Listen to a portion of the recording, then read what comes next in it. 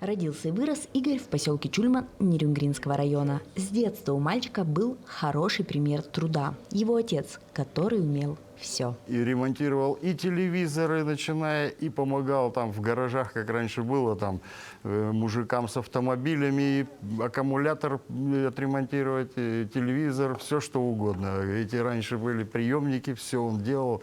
И как-то вот эта способность, наверное, к мышлению, она передалась от отца. После 8 класса Игорь поступил в Нерюнгринское СПТУ и получил свою рабочую специальность на всю жизнь. Уже после армии начались насыщенные трудовые будни. Общий стаж работы мужчины – 40 лет. Сегодня в обязанности Игоря Бруева входит работа по профессии и руководство бригадой из 12 человек. У меня даже девчата токарями работают, 2 девушки.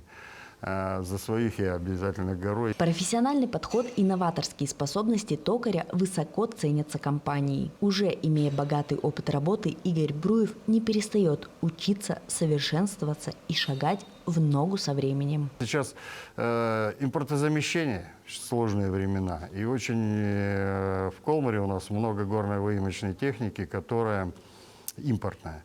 И ввиду этого сейчас приходится немножко уже постигать новые возможности какие-то, новые выходы искать из затруднительных ситуаций. Ну, вот как-то так.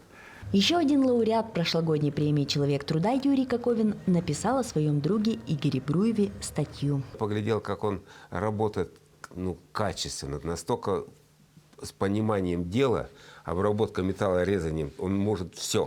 Это и такие вот детали, которые даже немыслимо делать, а он их делает. И такое уважение к этому человеку. В свои редкие выходные дома Игорь тоже все делает сам, от сантехники до потолков. Счастливая семейная жизнь – основа трудовых успехов мужчины. И его семья – опора и вдохновение. Екатерина Павлова, Вадим Барашков, Нерюнгри.